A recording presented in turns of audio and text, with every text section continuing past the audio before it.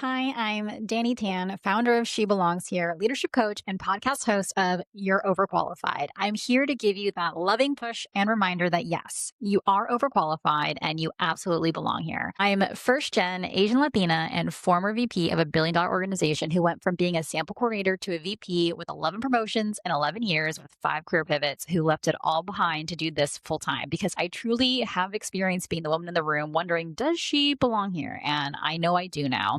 And so do you. So I work with women who are crushing it at execution, but suddenly realize that there is no like manual or guide when it comes to understanding how to manage people, influence, negotiate, understand what executive presence even means. And that's really where I come in. So we work together so that way I can help you feel prepared for the stuff that really no one prepares us for. So if that's the promotion conversation, the difficult manager, the unsupportive leadership, or maybe that moment you start to realize that you want to move from being an executor to being more strategic and visible and figuring out like what it actually takes to get there, that's how we work together. So if you're curious of what that's like, go to my website at dannytan.com and book a discovery call to learn more about what it's like to work together.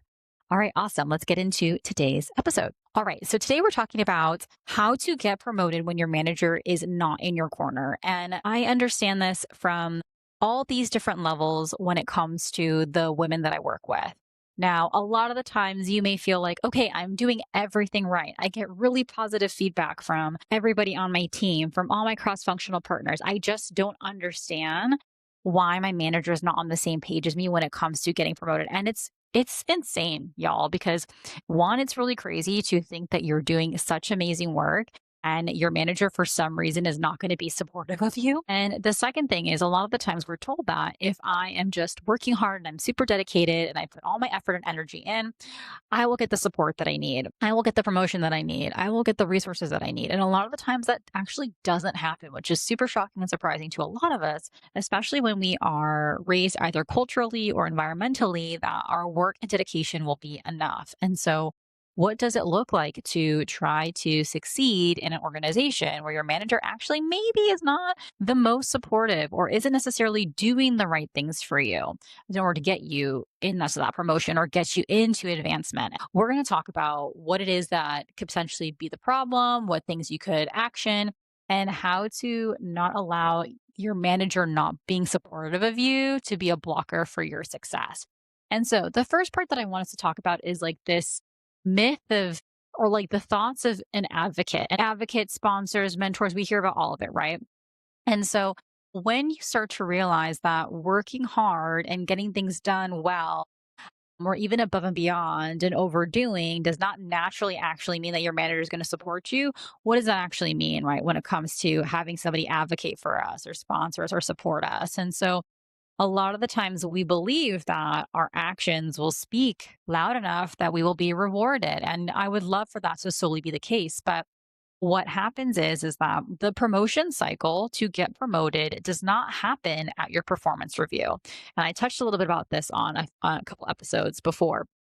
We do not get promoted at the promotion cycle in the sense of this. If you have not had any promotion conversations prior to the promotion the performance review, then yeah, it's hardly the time to really get a promotion at performance review time. You can bring it up, but usually these things are planned months, if not years in advance. And so if you do not have alignment from your manager and having them, really advocate for you, fight for you and support you, there's going to be a problem. And here's the biggest thing is that when the decision is made to promote you, there's lots of intricacies and layers that come into it. One, your manager has to make a case typically to their manager. So what we call like a skip level. So your manager's manager, your boss's boss, however you want to use that phrasing, they usually have to get that approved. Sometimes they have to get finance to approve it. Sometimes they have to get HR to approve it. Sometimes they have to get the CEO to approve it. And so understanding that means that it's not just about your manager knowing that you're doing a good job. So if they're unsupportive or aloof, you have to also make sure that everybody else knows that you're doing a good job. So it's figuring out what is the strategy to get other people to advocate and push for your promotion. So let's break it down. So, how to get promoted without waiting for your manager's support. So, like, let's say the two of you, you and your manager at odds. And I've had multiple clients who are at odds with their manager, in all honesty. Like, sometimes their manager just doesn't know how to manage and they have no ill feelings towards their employee, towards my client, but they just are kind of clueless when it comes to how to be a manager. That's really a popular situation that happens. And the other is that they're just not supportive. And so, what I want you to do, instead of waiting for your manager to either A, learn how to be a manager, or B, become supportive and care about what it is that you're doing there in your development, I want you to figure out how your manager is just one voice in a much larger conversation. And that what's important is to make sure you get other voices that understand the work that you're doing and be able to speak on your behalf. And so the first step, which is super crucial, which I tell every single client to do, regardless if your manager is supportive or not, is to build a skip level relationship ASAP. So what does that mean? Because not all industries use the phrase skip level. Skip level is your boss's boss. It does not matter if you are in the profit, nonprofit, whatever space it is, you should always have a relationship with your boss's boss. And that is whether you're getting a promotion or not. So, yeah, even if you're an individual contributor and you're like, I don't need to worry about, you know, building relationships outside of myself, or I'm not worried about promotion. Listen, you always want to make sure you don't have one person being the keeper of the keys to your success and your future. You also never want to have one person only have the exposure and visibility of the work that you do, right? The more people who have touch points and understanding of what you do, the stickiness you have in the organization. The stickier you are, the harder it is to ignore you, the harder it is to not see your value, the harder it is to get rid of you. So, whether you are ready for promotion in this exact moment or you're planning something for the future, you should be having meetings with your boss's boss monthly or quarterly. It does not matter. But if you have never had a conversation with them one on one, that's a problem. And the same thing is going to be with cross functional leaders. So, it does not just need to be your boss's boss, it could be leaders from other departments that you work with. And these are important because when it comes to them having leadership conversations and executive meetings, they're going to say your name because you have established a relationship with them. They understand that what you're working on, you're talking about the projects that you're doing, what you're focusing on, what your goals are, and they can help relay that message too. So there's going to be zero surprises of what it is you've been working on and what it is that you want to do. So you need to set these up, whether they're monthly or quarterly. I do not care. Set them up. And if you're like, what do I talk about? The things that you talk about will be understanding what their goals are, what their focus is, how you can work together, what you're focusing on, what you want to do. This is a lot of things that I talk about in private coaching with my private clients. We are talking through, okay, what big stakeholder conversation is coming up? Who's the executive or leader that you're meeting with? Here are the different things that you could potentially talk to this specific person about. Here's some custom questions for this. This is what we talk about because it's an important skill to learn for life. It's not just like a one-time conversation. These are skill sets that you're developing for your career and for your future. And so it's important that you have this for the future set up for yourself. It's also really important to make your results visible beyond your direct team. Time and time again, I've heard, I get such great feedback from my team. My team thinks I'm amazing at what I do. They say that I do so well on all these projects. I'm detail oriented. I'm very collaborative. I'm super organized. I'm a great project manager. I get things done on time. I get things done early. I create new systems. Listen, if it only is your direct team that knows that and no other person knows that beyond your direct team and beyond your direct manager, what is that going to do for you? That's the question that I have for you. If your goals are to move up in an organization, then the people who are in the organization must know what it is that you're doing outside of your direct team. Because your direct team, unless they're the only people that are going to be responsible for you getting promoted or moving up, then other people need to know. Right? So again, that's when you're having those cross-functional meetings. That's when you're having that skip level meeting. So everyone else can also understand. Those meetings are not just about like, look at me. It's about, this is what I've been focusing on. This is what works. This is where we got stuck. This is where we need more help. And that way, it's not just about the problems that are going on, but also about the things that you did do that went well. And that's how you create visibility for yourself. So this is something that I'm also typically doing with my clients of, okay, where are you, for example, doing like a month-end recap of what worked of what you did for the month? Or what are certain projects that you did that you're doing a mini case study on, talking about, okay, this is what we tested, this is what we trialed out, this is what was successful. How are you keeping the receipts on your results and not just keeping it to your team, but doing a share out, right? And that is also very pivotal because you're essentially collecting the receipts to create the case for your promotion, not just for your manager, but for your cross functional teams and your cross functional leaders. All right. So the other thing is, if your manager is not supportive, don't let them tell the narrative of your story. Don't let them own your career story. So if your manager is not supportive, the best way to write your story of what your career is, the work that you're doing, and represent yourself accurately is to start to speak to it yourself. And you do that by sharing executive updates, setting up cross-functional meetings where you're talking about your work, going ahead and trying to do a debrief with your leadership team on what it is that you're doing. Every single interaction that you have with a leader, a cross-functional partner, an executive leader, where you're sharing the work that you've done, is a way that you are owning the narrative of your work versus letting it be beholden to just your manager. And that is how you are very intentional and strategic about how you position your work and your impact. And so this is very important again, because outside of promotions, this is how we position ourselves when it comes to applying for new roles, getting new jobs, how we speak to ourselves, how we network. And it's not about being political. It's about talking about the work that you've done and owning it. And if you're like, oh my gosh, that feels super uncomfortable, this is what I want you to understand. When we put good people who care and who work hard in positions of power and leadership, we make a change. We make a change of what leadership can look like. We make a change of what leadership can be like. And then we have the leverage and power and ability to hire more good and amazing people and develop them. It's an honor and a duty to speak about what it is that you do and to collect the receipts and to talk about how amazing it is, the work that you're doing and your team is doing, because it is going to help you get leverage to move up to then help others. That is what I built my career on and what I love to share with everyone else. I think we think, oh, it's so selfish to talk about the work that I've done. It's so selfish to try to ask for more, to negotiate for a promotion, to negotiate for a higher pay increase. It's not selfish. How can you leverage and help your community if you are not able to have the resources for yourself?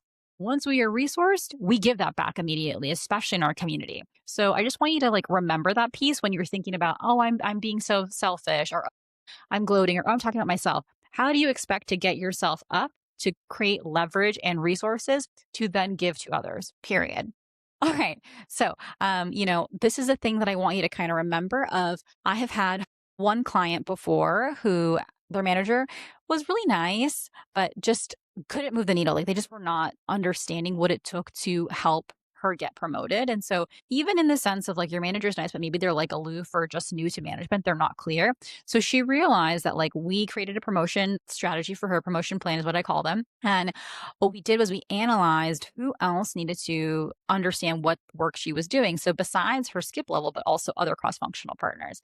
So by us being able to do that, she was able to talk to them and then showcase her work. And she found a mentor outside of her manager within her organization that helped her create a plan. Okay, what actually needed to get done in order to get that promotion in, and who she needed to talk to and create visibility around. And she got promoted within 6 months. And so just knowing that that is possible. I have another client who, in the nonprofit space, she also had a manager who just honestly did not want to get her promoted. She wanted her to stay in her lane so that way the manager could benefit from her staying in the same exact position. And so by her meeting with other leaders, she actually found a promotion on a different team with a new manager. And so she was able to move. That happened within 3 sessions of us working together. So I just want you to know that if you have been sitting and thinking and ruminating on how to make a move out of your current position, the more we think on and ruminate is it's not going to move us forward. The best thing you need when it comes to promotion is taking an action plan. And I'm saying this as somebody who achieved 11 promotions in 11 years. I was a sample coordinator. I went to a VP in the course of 11 years, right? And that was not by just working hard and crossing my fingers. I had to be very strategic every single year on how to move up. And that was critical. And the ways that I did was developing a strategy. So I would target what it is that I would want to go for. What was the title? What was the compensation? What was the kind of roles and responsibility? What kind of work did I want to do? I would scope that out fully, which is what I developed my promotion plan, the thing that I work on with my clients. And then once I did that, I figured out strategically who did I need to talk to in order to implement this and to make it happen, to execute it. What were the touch points I had to do? What was the follow up? What were the difficult conversations? So when it comes to the ability of understanding how to communicate your value, how to influence others, how to be able to show up and be visible, how it is to build relationships and network, how it is to negotiate and have those conversations, how it is to have difficult conversations. These are all things that I had to do as somebody who was first in their family to graduate college, and their immediate family is very mixed identity of being Asian Latina, born in America, working in corporate America in a mostly male dominated space of leadership, right? And as somebody who was painfully and still is painfully terrified of being visible, believe it or not, even as a podcast host, speaker, and all the other things. And so what I tell you is I do this with my clients who also are in a similar space where they are the first in their family to do something in this way, where they maybe don't have the mentors or resources there. And that's the work that we do together, is to have a thought partner who's not just thinking about it with you, but who's actually lived it and experienced it firsthand, as well as somebody who helps our community and others do that as well. And so what I want you to understand is your manager is not the end all be all and the ceiling for you. That is one person in a much larger system that has been created. And there is a way to understand how to build influence in an organization and to not be dependent on one person's opinion of you. And that is a thing that changes everything, is when you realize that that one person is not solely responsible for everything that is beholden to your future. And that your promotion does not come from this one person alone. It comes from a room full of people understanding your work and your name and what it is that you do. And that you have already been building this case for yourself. You just need to make sure that all the right people, not just one person, is seeing it. So I just want you to not shrink yourself to one person or to the limitations of that, because you've built so much more for yourself and you are so overqualified. And that's what's really important. So if you're somebody who knows they are ready to get promoted and they are tired of waiting and they want the support of what that looks like to make it happen, a plan, a partner, somebody who's actually lived that experience, then I would say go to my website at dannytan.com. That's DANITAN.com, and book a discovery call on what it's like to work together. On that call, it's 60 minutes.